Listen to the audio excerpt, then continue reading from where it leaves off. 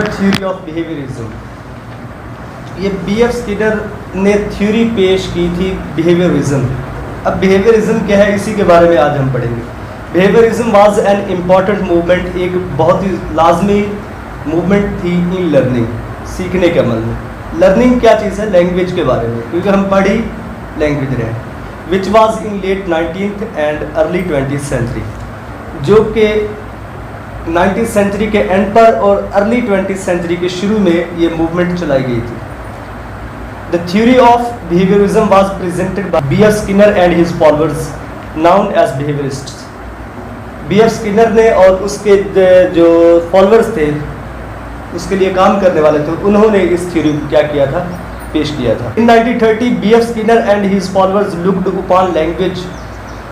BF. Skinner और उसके साथियों ने 1930 में लैंग्वेज को देखा, परखने की कोशिश की, लैंग्वेज लर्निंग को एज एन ऑब्जर्वेबल एक्टिविटी, कि इसका भी मुशाहिदा किया जा सकता है, इस पर भी वर्क किया जा सकता है, इस पर भी किताबें लिखी जा सकती है। ये एक बहुत बड़ा टॉपिक है।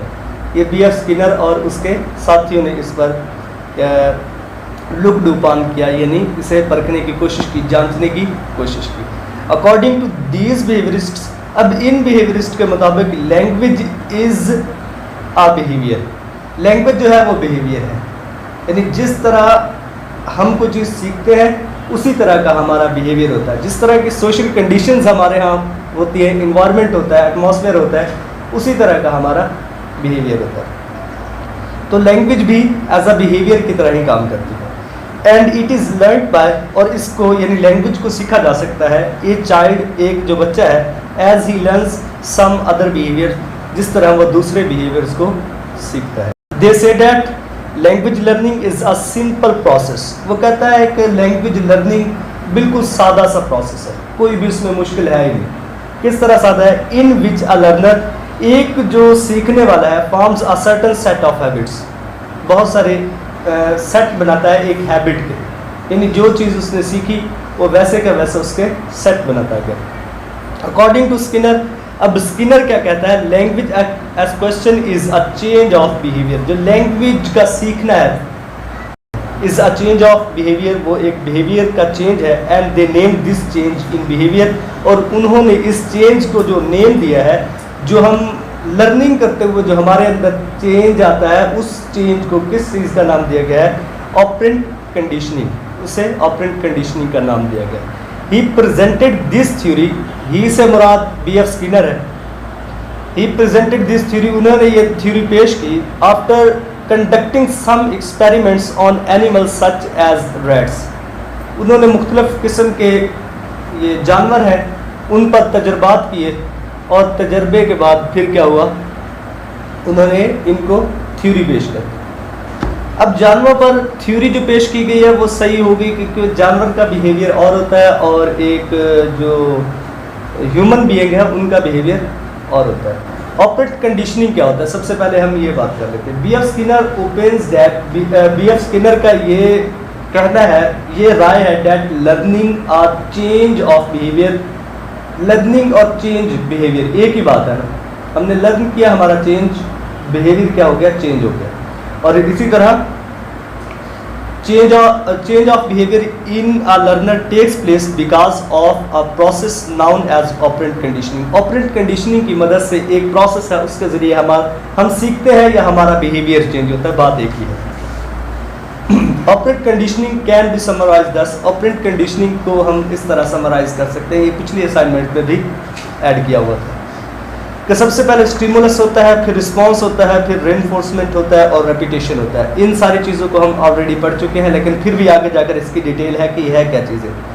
Skinner eventually applies his theory, उसने ये जो थ्योरी है उन्होंने अप्लाई की, स्किनर ने, ऑफ लर्निंग, सीखने के अमल वाली जो थ्योरी है, through operand conditioning, operant conditioning के जरिए। जो ऑपरेंट कंडीशनिंग क्या चीज़ है ऊपर हम पढ़ चुके हैं, उसमें 4 चीज़ें आती हैं, जिसमें स्टिमुलस होता है, रिस्पॉन्स होता है, रेनफोर्समेंट होता है, रेपिटेशन होता है। इन चारों की मदद से इस थ्योरी को क्या किया, उन्होंने अप्लाई किया टू द स्टडी, उस स्टडी की जानब of how human beings learn language, कि किस तरह जो ह्यूमन बीइंग है, इंसान है, वो लैंग्वेज को सीखते हैं। अब तजर्बात जो किए गए हैं वो किए गए हैं जानवर पर, और बात किसकी हो रही है? ह्यूमन बीइंग की लर्निंग के बाद। फॉर बिहेवियरिस्ट, अब बिहेवियरिस्ट के मुताबिक language is no more than habit formation. Language सीखना हैबिट बनाने के बिल्कुल इससे ज़्यादा नहीं है। जिस तरह कोई हम काम करते करते हमारी हैबिट बन जाती है, इसी तरह हम लैंग्वेज को सीख लेते हैं। ये बिहेवियरिस्ट कहते हैं। How a baby knows that, कि किस तरह जो एक बच्चा है वो ये जान जाता है डैट बाय क्राइंग लाउडली, के ऊंची आवाज़ में रोने से he will get food and attention from adults, वो खाना भी हासिल कर सकता है और अडल्ट्स यानी जो बड़े हैं उनकी अटेंशन भी गेट कर सकता है। ठीक हो गया। अब वो कहता है ये सारी चीज़ें क्या होती हैं, ये स्टिमुलस, यहाँ पर आपकी सारी कन्फ्यूज़न दूर हो जाएगी कि रेनफोर्समेंट क्या होता है, रिस्पॉन्स क्या होता है, रेपिटेशन क्या होता है, इसको गौर से देख लें। कहता है द बेबी इज़ हंग्री, जो बेबी जब हंग्री है, जिस सिचुएशन में वो हंग्री है, वो उसका उस अमल को कहते हैं स्टिमुल। द बेबी क्राइज, जब बच्चा रोता है तो वो किस लिए रो रहा है? रिस्पॉन्स हासिल करने के लिए। ठीक हो गया। रिस्पॉन्स किसका लेना है? अडल्ट्स का लेना है, बड़ों का लेना है। द मदर फीड है, ये जो अब मदर उसको दूध पिला रही है, खाना कोई दे रही है, तो वो उसका क्या हो गया? रेनफोर्समेंट हो गया, ये मदर का। अब रेनफोर्समेंट भी दो तरह, अगर मदर का रेनफोर्समेंट पॉजिटिव है तो बिहेवियर पॉजिटिव बनेगा, अगर नेगेटिव है तो बिहेवियर नेगेटिव बनेगा। तो फिर the same process happen again, पिछले तीनों चीज़ें दोबारा हैपन होती हैं, इसको कहते हैं रेपिटेशन। तो the baby cries whenever hungry, जब भी बच्चा भूखा होता है वो फिर दोबारा रोता है, तो एक उसका न्यू बिहेवियर बन जाता है। अब बिहेवियरिस्ट स्कूल, अब इनकी जो कंडीशनिंग है वो बिहेवियरिस्ट स्कूल में पता चलेगा कि language learning is operant conditioning. Language learning को ऑपरेंट कंडीशनिंग ही कहते हैं। इस अमल के सीखने के अमल को जो अप्लाई किया जाता है फार्मूला, वो ऑपरेंट कंडीशनिंग है। उसमें क्या होता है? पॉजिटिव एंड नेगेटिव रेनफोर्समेंट होता है। अगर अडल्ट्स की जानब से पॉजिटिव रेनफोर्समेंट होगा तो एक अच्छा रवैया मिलेगा, अगर नेगेटिव होगा तो एक बुरा रवैया मिलेगा। उसके बाद जब ये सारा हो जाएगा तो फिर बच्चा जो है वो इमिटेशन करता है एंड एसोसिएशन। इमिटेशन का मतलब होता है नकल उतारना, जैसा वो देख रहा है, जैसा वो सुन रहा है, हूबहू वो क्या करता है? उन अल्फाज को इमिटेट करता है, बोलने की कोशिश करता है, सीखने की कोशिश करता है, करने की कोशिश करता है। तो फिर उन सारी चीज़ों को इमिटेट करके फिर एसोसिएशन करता है, उन चीज़ों का लिंक बनाता है, इस तरह उसका एक नया जो है वो बिहेवियर बन जाता है। The main principle of behaviourism, अब मेन प्रिंसिपल इसके कौन कौन से है? जो पहला है language learning is habit formation. Habit formation है लैंग्वेज, हम पहले ही देख रहे हैं कि बिल्कुल उसी तरह जिस तरह हम कोई हैबिट बनाते हैं उसी तरह हम लैंग्वेज लर्निंग करते हैं। It is similar to learning to type, जिस तरह हम दूसरी चीज़ों को सीखते हैं बिल्कुल उसी तरह इसको सीखा जाता है। So it is a conscious process. Conscious कहते हैं जानबूझकर, जो कि हम होश हवास में कोई काम करते हैं, उस तरह ये सीखा जाता है। कहते हैं स्पीच इज़ वेरी इंपॉर्टेंट। सीखने के अमल के लिए स्पीच परफॉर्मेंस के लिए बहुत लाजमी है। And evaluate learning through that performance, और इस परफॉर्मेंस के ज़रिए हम जो है एवेल्युएट कर सकते हैं, जांच कर सकते हैं इस परफॉर्मेंस को। Performance is the actual use of language. Performance क्या है? जो एक्चुअल असल लैंग्वेज का यूज़ है उसी से पता चल सकता है कि ये क्या चीज़ है। लैंग्वेज इज़ बिहेवियर, लैंग्वेज जो है वो एक बिहेवियर है। So it is learn by behaving, इसको उसी तरह सीखा जा सकता है जिसका रवैये के ज़रिए, बिहेविंग के ज़रिए। अगर बिहेवियर अच्छा होगा तो अच्छा लैंग्वेज बोलेंगे, अगर बिहेवियर किसी का अच्छा नहीं होगा तो लैंग्वेज भी अच्छी नहीं होगी। ये बिहेवियर के ज़रिए इसका connection. Drills are one of the important techniques used in language learning. Drills किसे कहते हैं? किसी चीज़ को रिपीट करना, मश्क करना, बोलना।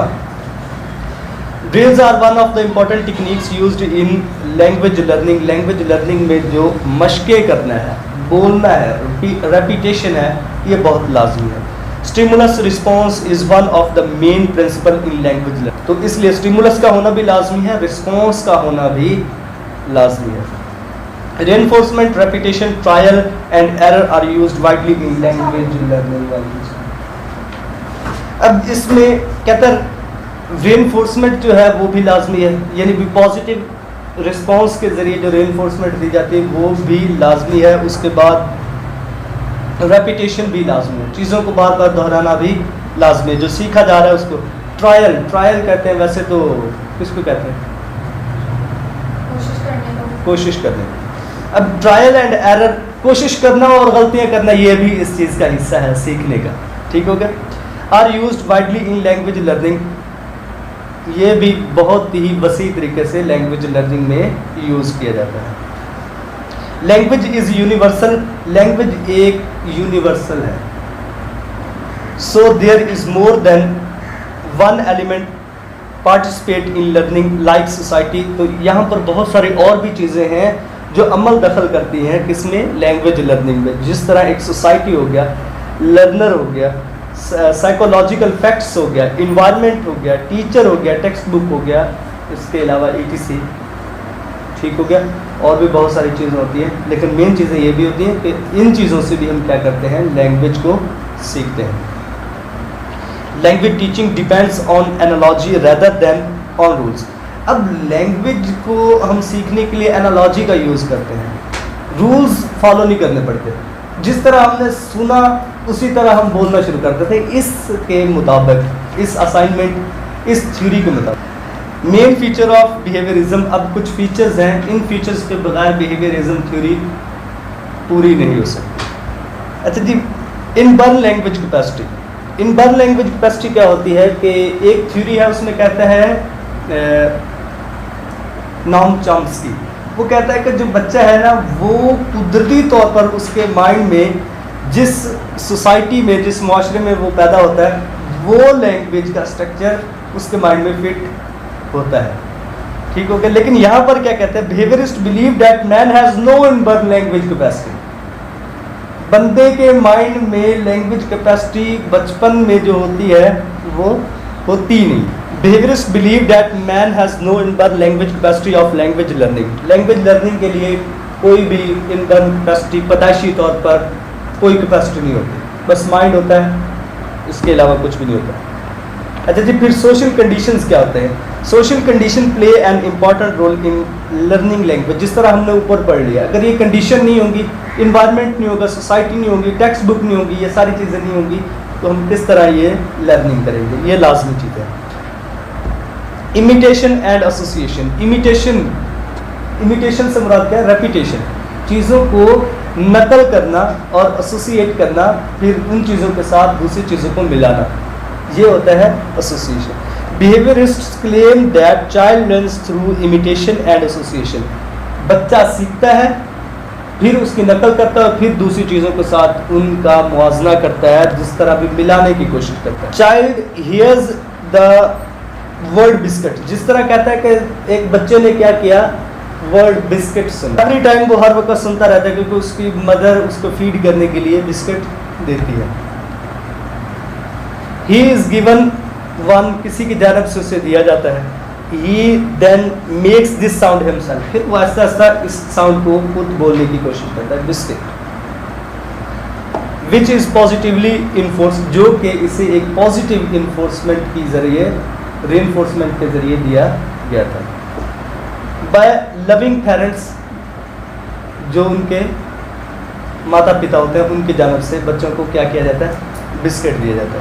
The same is true for phrases and sentences. यही चीज़ होती है जिसके ज़रिए वो फ्रेजेस भी बोलता है और सेंटेंसेस भी बोलना शुरू कर देता है। Every sound is produce as a result of presence of stimulus. कोई भी चीज़, जब भी कोई साउंड पैदा होती है तो वो स्टिमुलस के मौजूद होने की वजह से होती है। The stimulus may be physically present in the situations as hunger, thrust, etc. जो स्टिमुलस हो सकता है वो प्रेजेंट होता है। कौन सी सिचुएशंस होती हैं स्टिमुलस की? या वो हंग्री होगा या थ्रस्ट होगा। मेकिंग रिस्पॉन्स, अब कहता है कि रिस्पॉन्स का होना भी लाजिम है। Making response is necessary to learn language. बच्चा रोता जा रहा है, उसे कुछ दिए नहीं जा रहा, तो उसने क्या सीखना और क्या खाना? वो तो रो रो के मर जाएगा भूखे। रिस्पॉन्स होना लाजमी है। Language can be learn only by this activity. Language को सिर्फ इस एक्टिविटी के जरिए सीखा जा सकता है, ये बड़ी इंपॉर्टेंट एक्टिविटी है। Reinforcement is necessary to get response. Response हासिल करने के लिए रीइंफोर्समेंट का होना लाजमी है। Behaviourist believe that correct response should be reinforced so that correct language may be learn. Behaviourist ये यकीन करते हैं कि जो रिस्पॉन्स है वो एक अच्छा बिहेवियर होना चाहिए, अच्छे तरीके से हो, ताकि एक करेक्ट बिहेवियर हमें हासिल हो सके, सही बिहेवियर हासिल हो सके। Mind of the child, mind of the child behaviourist क्या कहते हैं? बिहेवियरिस्ट कहते हैं the mind of the child is blank slate, खाली स्लेट, कुछ भी नहीं होता। जब बच्चा बर्न होता है तो उसके माइंड में कुछ भी नहीं होता, ब्लैंक स्लेट होता, खाली सफ़े की तरह होता है। On which the child writes, जिसमें बच्चा लिखता है with the chalk of experiences, जैसे जैसे वो एक्सपीरियंस करता है उसके माइंड में वो स्लेट भरती जाती है, नई चीज़ों को सीखता जाता है, तो इसके अपनी एक्सपीरियंस के ज़रिए ही वो उस स्लेट को भरता है इन द वर्ल्ड, जो दुनिया में उसने चीज़ें सीखी होती हैं। This school was drive from the study of the animals behaviour, ये जो थ्योरी निकाली गई है ये एनिमल के बिहेवियर से निकाली गई, ना कि ह्यूमन बीइंग पर इस किस्म का कोई बिहेवियर किया गया, एक्सपेरिमेंट किया गया। जैसा कि Pavlov dogs, chicken, rats and Skinner pigeon, इन चीज़ों पर तजर्बात किया गया है और थ्योरी पेश की गई है ह्यूमन की। ये इसका वीक पॉइंट है सबसे पहला।